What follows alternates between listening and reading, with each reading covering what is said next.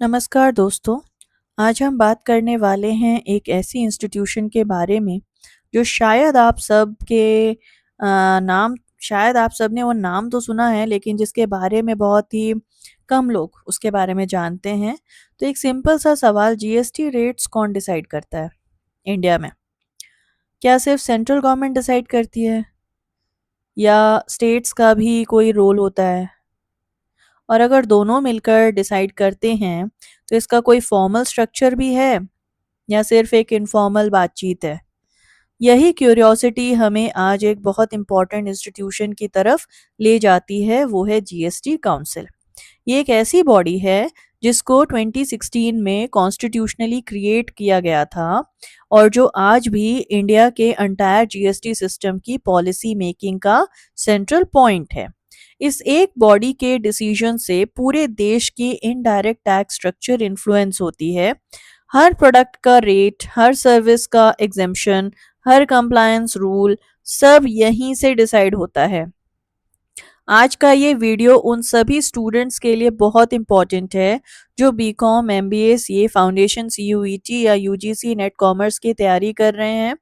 GST council के बारे में एक क्लियर अंडरस्टैंडिंग होना, इसका स्ट्रक्चर, इसके पावर्स, इसके डिसीजंस, ये आपके एग्जाम में भी काम आता है और रियल प्रोफेशनल लाइफ में भी। तो चलते हैं इस फैसिनेटिंग स्टोरी में, the GST council, structure, powers and की डिसीजंस। एक सेकंड के लिए इमेजिन कीजिए, जुलाई 1, 2017, पूरा इंडिया एक हिस्टोरिक मोमेंट का साक्षी बन रहा है। जीएसटी लागू हो रहा है।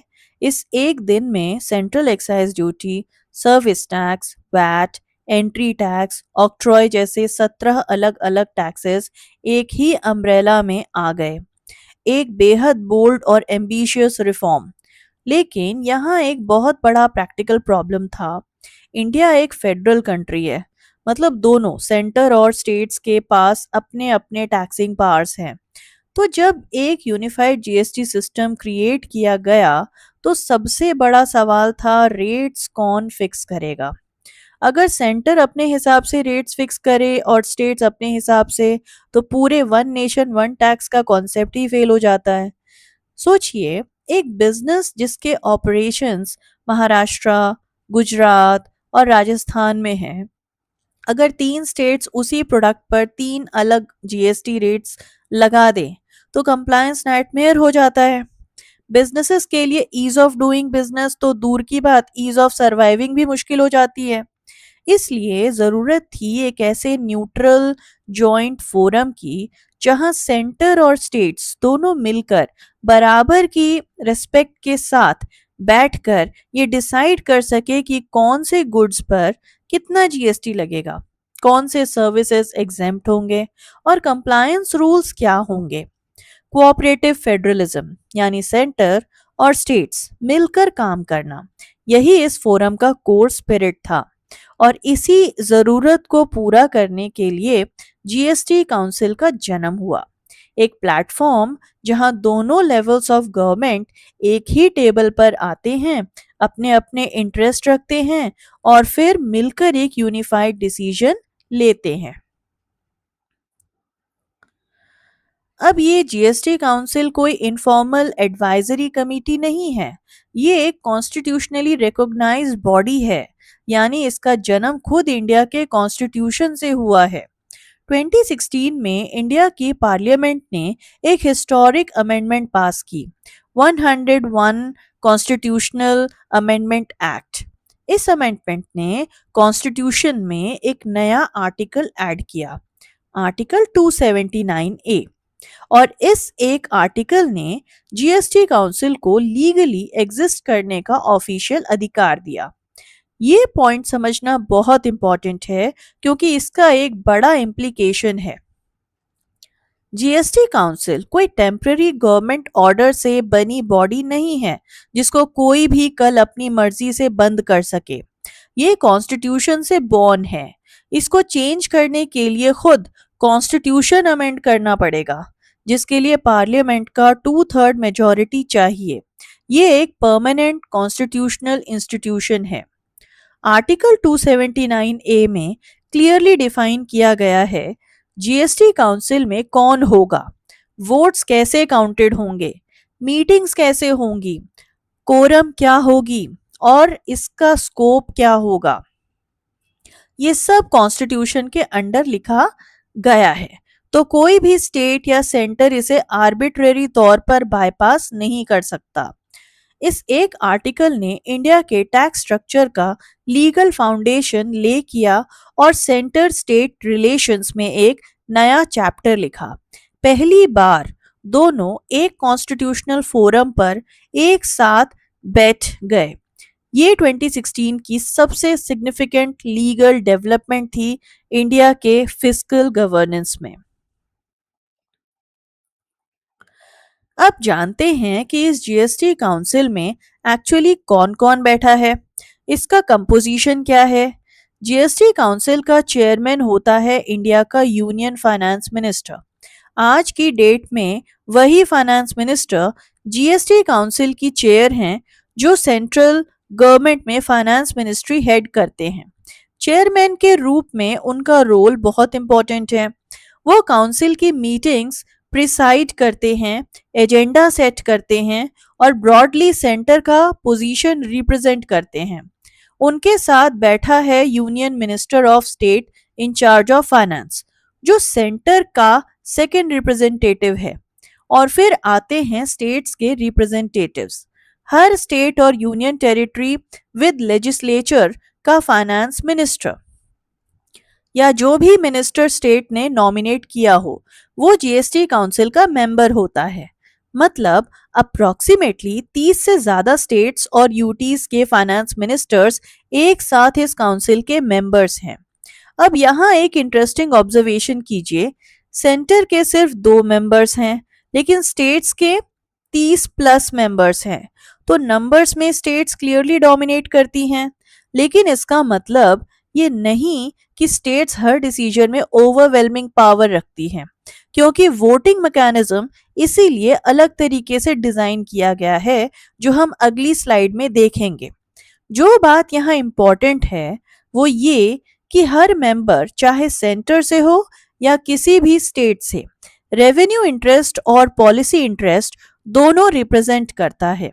कोई भी मेंबर सिर्फ अपनी पॉलिटिकल पार्टी के लिए नहीं बोलता। अल्टीमेटली दोनों साइड्स का interest healthy tax revenue generate करना और बिजनेस एनवायरनमेंटल इंप्रूव करना है।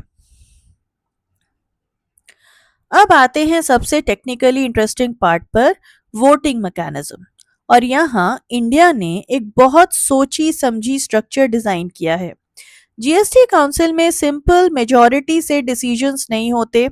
एक वेटेड वोटिंग सिस्टम है जिसमें वोट्स का वेट कॉन्स्टिट्यूशन के थ्रू डिसाइड किया गया है। सेंटर के वोट्स को ओवरऑल वोट्स का एक तिहाई यानी कि एग्जैक्टली 33.33% वेट दिया गया है, और बाकी स्टेट्स और यूनियन टेरिटरीज को मिलकर 66.67%। अब यहाँ एक क्रिटिकल नुआंस है। किसी भी मेजर डिसीजन के लिए मिनिमम 75% वोट्स चाहिए। मतलब अगर सेंटर अपना पूरा 33% डालता है तो स्टेट्स को सिर्फ और 42% वोट्स की जरूरत होती है। लेकिन स्टेट्स के 30 प्लस मेंबर्स में से इतनी एग्रीमेंट बनाना प्रैक्टिकली बहुत मुश्किल होता है। तो इसका मतलब क्या हुआ, प्रैक्टिकली सेंटर और मेजॉरिटी ऑफ स्टेट्स को मिलकर अग्री करना पड़ता है। No single party can bulldoze through a decision. Centre अकेले कुछ भी पास नहीं कर सकता और स्टेट्स भी अकेले सेंटर के बिना कुछ नहीं कर सकती। ये एक जीनियस डिजाइन है, कोऑपरेटिव फेडरलिज्म का लाइव इम्प्लीमेंटेशन। और सबसे इंपॉर्टेंट बात, ज्यादातर डिसीजंस में ये वोटिंग फॉर्मल तौर पर होती ही नहीं। पहले कंसेंसस बिल्ड की जाती है, डिस्कशंस होते हैं, ऑब्जेक्शंस एड्रेस होते हैं और फिर अग्रीमेंट होती है।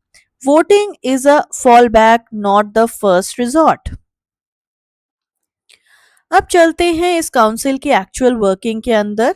प्रैक्टिकली एक जीएसटी काउंसिल मीटिंग कैसे होती है। पहले मीटिंग से पहले जीएसटी काउंसिल का सेक्रेटेरिएट एक डिटेल्ड एजेंडा प्रिपेयर करता है। इस एजेंडा में सारे पेंडिंग इश्यूज लिस्ट होते हैं, rate changes, exemptions, compliance related matters, new sectors में जीएसटी का एप्लीकेशन या कोई डिस्प्यूट। इसके साथ ही टेक्निकल कमिटीज जिसमें फाइनेंस ऑफिशियल्स, टैक्स एक्सपर्ट्स और लीगल एडवाइजर्स होते हैं, उन्होंने ऑलरेडी एक डिटेल्ड एनालिसिस तैयार की होती है। जब मीटिंग स्टार्ट होती है, टेक्निकल रिव्यू पहले होती है, फिर ओपन डिस्कशन होती है जहां सेंटर और स्टेट्स अपने अपने कंसर्न्स रखते हैं। छोटी स्टेट्स भी अपनी बात रख सकती हैं, बड़ी स्टेट्स भी।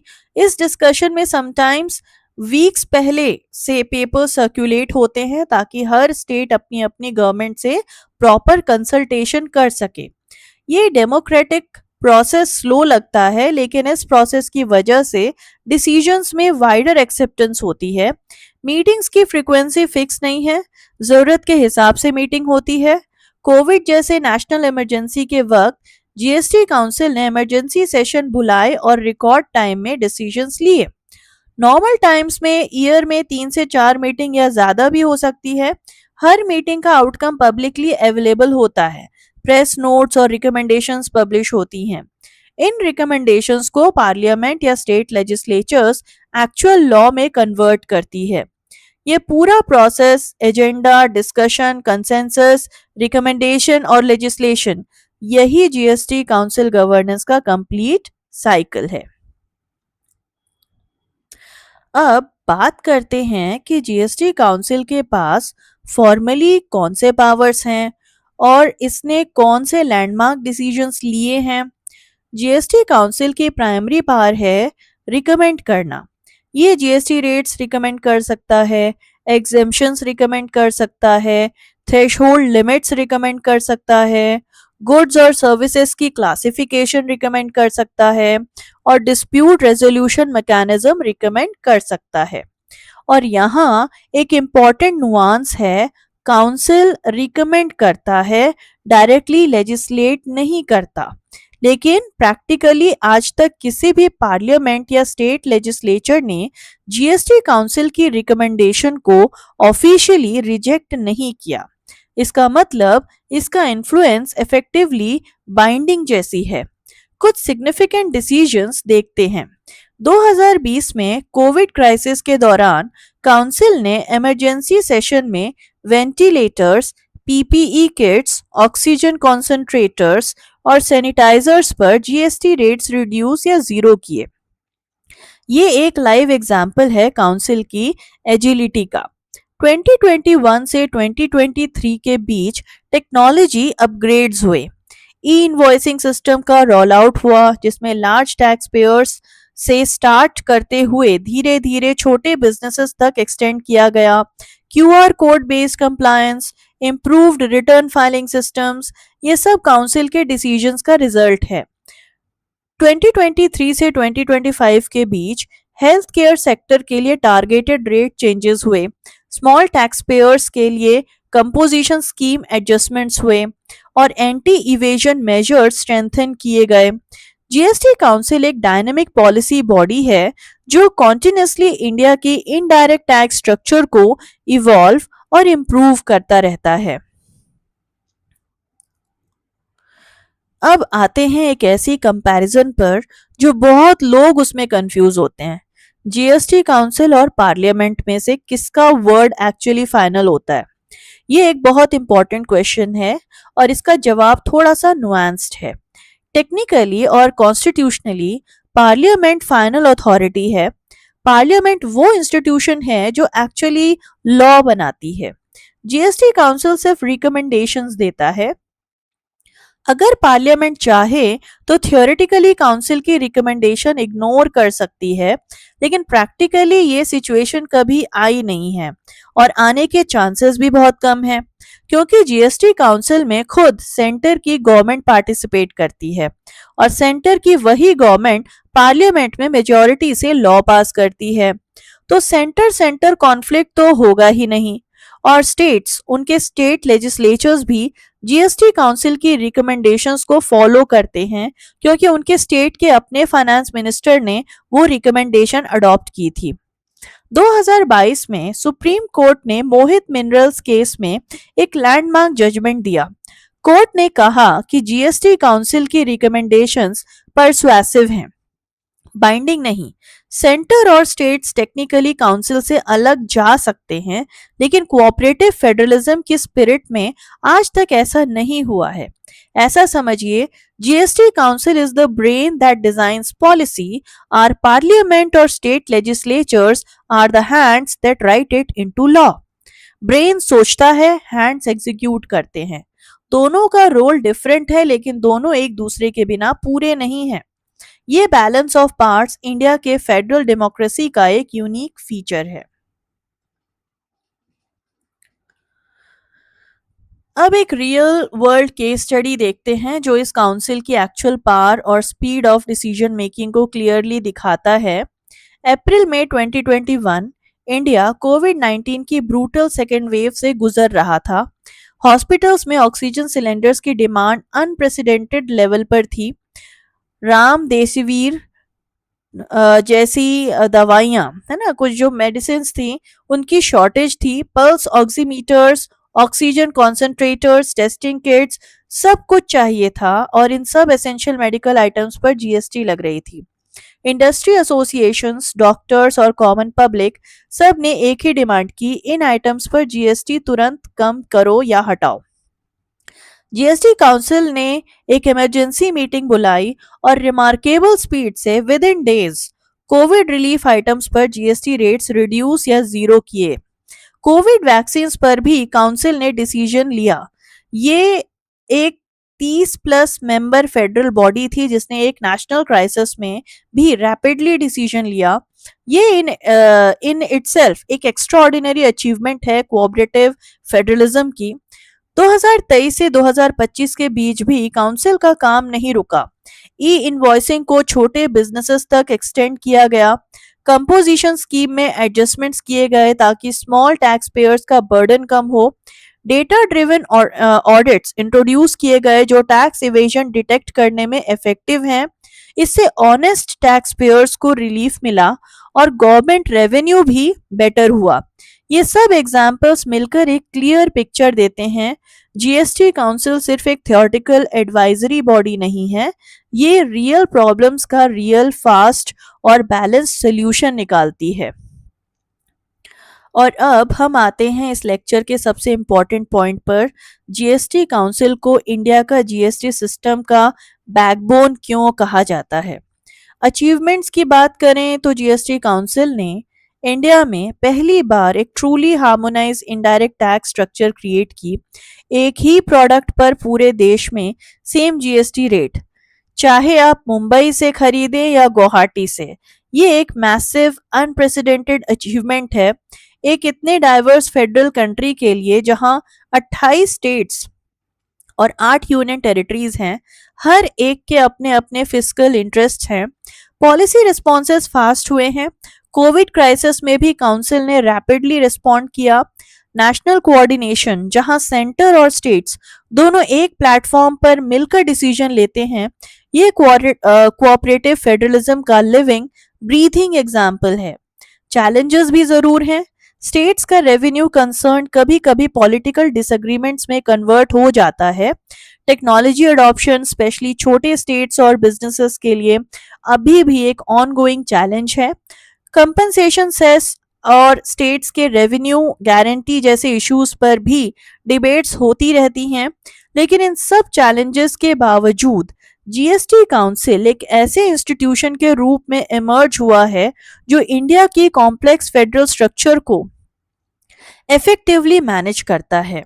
ये सिर्फ एक टैक्स सेटिंग बॉडी नहीं है, ये एक पॉलिसी लेबोरेटरी है जहां सेंटर और स्टेट्स मिलकर इंडिया की इकोनॉमिक पॉलिसीज डिजाइन करते हैं। One nation one tax one council, यही जीएसटी काउंसिल का कोर प्रॉमिस है और यही वजह है कि ये काउंसिल इंडिया के इकोनॉमिक गवर्नेंस का परमानेंटली इंपॉर्टेंट हिस्सा बन गई है।